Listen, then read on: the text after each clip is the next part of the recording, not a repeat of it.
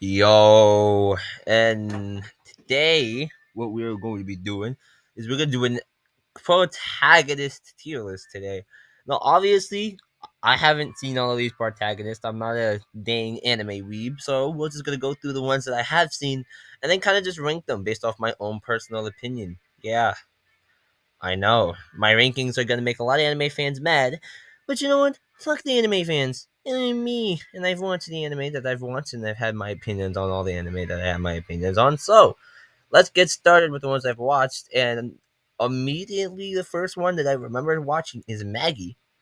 This is from the anime Maggie. This is the protagonist, and I have Maggie as my top five. So obviously, I'm gonna have him as one of my top protagonists. I think he's a great character, great. Like every time he's just on screen, you just love to see him, and like yeah, I think that's just it. He's just such a good character to me when it comes to like enjoyment, and love some of his moments. Now, next one that I've seen, I don't, I don't think, I don't think he's a main character. I'm not gonna lie to you. I think it's Ed, but we can go for Alphonse. Yeah, I like Alphonse. Alphonse a good B tier. He's a great character. I love when he's on stream. Super wholesome. Now, the Monogatari series, when it specifically is talking about the Baki Monogatari series, this is in my two anime list. So, like, I have to keep him there. We're not gonna rank these like oh, I put him above here, so I think he's better. As like, I think all of them are in the same tier for a very specific reason. Now, the next one that we got here is Asta, and despite popular belief, I really like Asta. I like his character. I like how somewhat deep his character is, and I just love his character trope. I love this character trope where like useless nobody gets stronger and stronger, and he plays that really really well. Like he plays that really really well, especially in the manga. Please you catch up the Black Clover manga. He plays this amazingly well. So next on the list is I haven't seen these. I know where these animes come from, but I haven't seen them and I haven't seen the protagonist much. Now, this dude from Dan Machi, I don't think really stands out to me as a protagonist. He's not bland. He's just like nothing noteworthy. Has nothing to his name. Like nothing he does that was like, dang, wow, he really affected me or anything like that. Now, I haven't seen all of Boruto because if I were to put Boruto somewhere, I'd put him straight in D tier. I don't like Boruto as a character because I feel like he's just you know like making he's just not understanding his past and the past of the village, and the fact that he doesn't and just actively just like makes fun of it in the beginning and most of the show actually kind of just makes me upset. So I'm moving past. I'm moving past you. I'm not gonna put you there, but you could have gotten better in the new ones. I haven't been keeping up. This anime is on my watch list. Don't worry, guys. I do plan on watching this at some point. But the next one is going to be Deku.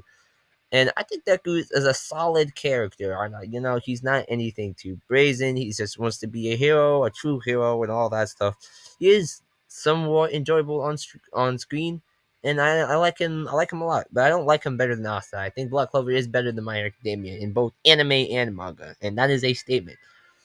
Now, Devilman Crybaby, I haven't seen in a very long time, but what can I see is he was a really good protagonist. I really was invested into the story, and not only his story, but all the other characters in there. I just can't remember names because I got a problem, and that problem will not be solved anytime soon. There we go. This one we have Ed in here now. Now Ed, I actually like Ed a lot. He had a lot of character. There's some great moments with him. I like his philosophy. Everything, in my opinion, is just really, really good. I'd even put him above Asta if I had remembered more, because I haven't seen Brotherhood in a very long time. So maybe there might be some things that I like just forgotten about his character or something. Either way, I still really like him from what I can remember. Uh, GTO. I still haven't watched this. I will eventually. It is on my watch list as well. Emma is again. Emma's interesting. I think Emma is at least a C. At least a C. Only for the fact that she doesn't really like do anything other than just being the optimistic and charismatic and optimistic type, you know? And I don't hate character types like that. I just feel like she doesn't do anything when we're actually talking about it. Now, for Aaron, this is an interesting one since I haven't watched all of AOT. I've only watched up until the second or third season. So I'm going to be judging him based off the episodes that I've watched. And I'm going to put him in B tier. I think he's a very solid character. I think his like aspirations and dreams that he has are very vindicative of the world and life that he lives in, and he just wants to make it better. And I like that about him. Now, even though this is coming from my one of my favorite romance animes, I can't put him anywhere higher than C only because he doesn't really, again, have anything to his name and doesn't really do anything that's like outstanding to me. Like I'm sitting there and I'm like, dang, wow, that was great. All right, now the next one is Giorno Giovanna, and Giorno Giovanna is going to have to go into A tier for me. I'm sorry, but not only is he great on screen, the Jotaro and Dio side of him definitely show, and not only that, he's just a very caring, like caring person. I didn't expect Giorno to be so caring about others. So yeah, and his stand's also amazing. Now Goku, I know a lot of people like shitting on Goku, like genuinely, because oh, he's just a basic character who just wants to get stronger and stronger. He's really basic, and I kind of feel those sentiments too. However, I'm gonna put him in S tier for the very simple reason that Team 4 Star. Yes, I'm talking about the Team 4 Star Goku, and Team 4 Star Goku has to be one of my favorite characters ever. Like that dude is just amazing. I love him. I just love him. This is Team 4 Star Goku, and not basic Red Goku from Dragon Ball, not a bridge.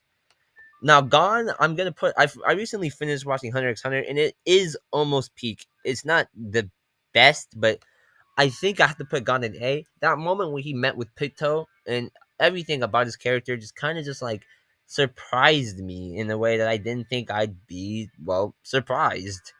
Moving on, we are going to have nobody in this row. We're not gonna have anybody in this row that I've seen from. Nothing in this row, except for Ippo. And again, Ippo's one of my favorite character types. Like a character that comes from almost nothing, a little bit of something coming in and absolutely just slapping ass. We like character types like that, so I'm just gonna have to add that in as one of my top eight. Yeah, yeah, yeah, yeah. Great, great, great. Um, we don't have anybody in this row. I think I have seen all the JoJo parts. I just don't really think of any of the JoJos in very particular way. It's not that I don't like the JoJos. I just don't think it's you know, that. Yeah, I don't know how to explain it. I don't know how to explain it, but we're just gonna move on from the JoJos as I kind of just might need to just rewatch JoJos just to get my opinion on them because I don't have an opinion on any of them as so far. Joe from Megalobox. I'm telling you, Megalobox is in my top three, and I love Joe. Joe in his character arc in not only the first season but in the second season is really just captivating. I don't know what's about him. He was the literally only reason why I even got captivated in the first place. Now, moving on to the list, Killer was not really a main protagonist, and if he was, I'd put him straight into B tier. So I don't think I should do Killer because he's not a main protagonist, even though I did Alphonse. Yep, I'm being biased. Um, I haven't seen Kirito in a long time, so I have no idea. I haven't seen Sword Art Online in a long time. And Lelouch, I would have to put really really high actually for the sole purpose of his character is great. His struggles in the anime is just great.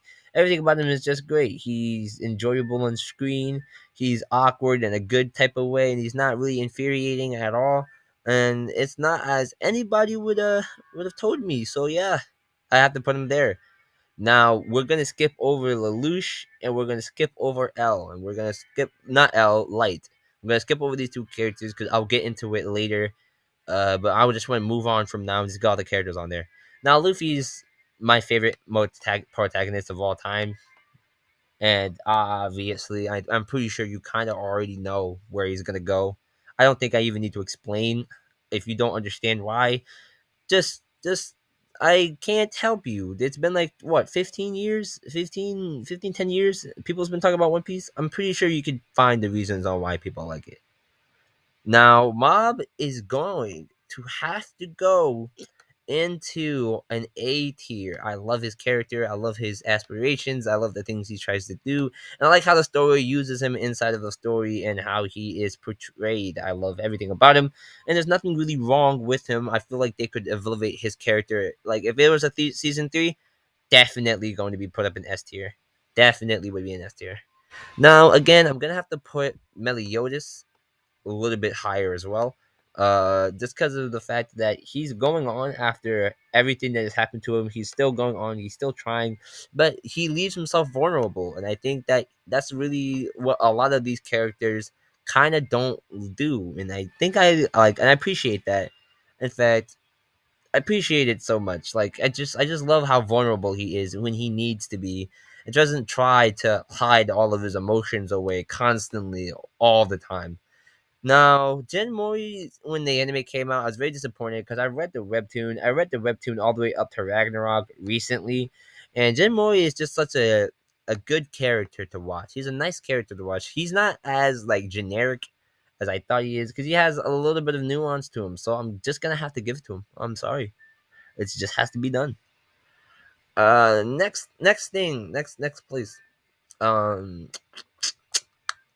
haven't seen a lot of these protagonists. I won't rank Naruto for the sole purpose of the fact that I haven't seen enough Naruto and I kind of forgot a lot of things about his character. Same thing as him. I kind of forgot a lot about his character and I don't really remember much from him. It could just been the anime's fault or the fact that I just have poor memories. But Saitama, I can rank. Saitama is going to be ranked, and I think Saitama is a B. I think Saitama is a B. I think his I think his complex and his struggle in the story is really, really good. And like, I just enjoy him on screen. He's never a dull moment.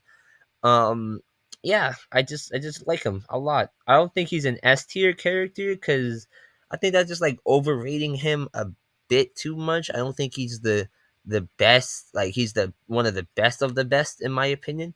So I just have to keep him there. I'm really, really, really, really sorry for all of you Saitama fans. Next thing on the list is going to be drumroll, please. Oh, Show. So Show is a really interesting one. Or if his name isn't Show, I apologize. I'll just say dude from Silent Voice.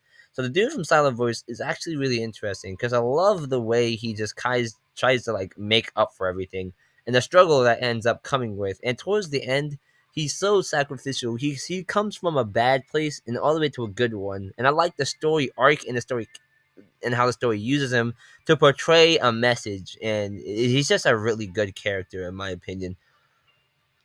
Moving back all the way down the list because that's how we start doing things apparently. It is time to rank. Drumroll, please. A lot of these I don't remember from. This is odd. Yeah, I haven't seen a lot of protagonists. There we go. There we go. There we go. We have somebody that I actually have an opinion on. Hey, look at that. That's crazy. It's crazy. Yuji Itadori's hero complex is a great thing. He's a great character to look at. Everything about him is amazing. I really do really enjoy it. He's going straight in the A tier for me. I think that he is better than every single character that is there, not only the way he's used, but how he's written and his enjoyment in the actual show, and never being a dull moment, in my opinion.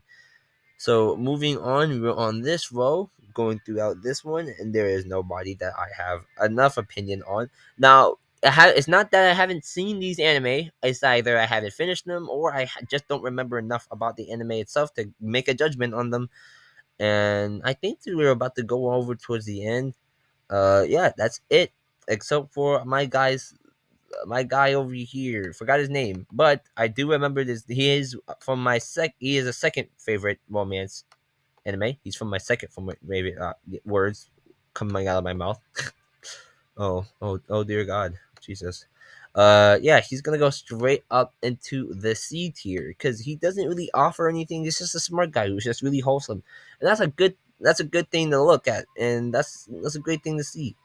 Now if you want to see me actually rank these characters on to see if I'm better, like what where would Luffy rank on the top of the S tier? Where would Asta be if I switched it up and did my favorite to the worst? Then drop a like on the video. Go into the link in the description and look at the Discord. Join the Discord. Uh, and yeah, I guess I'll see you guys later.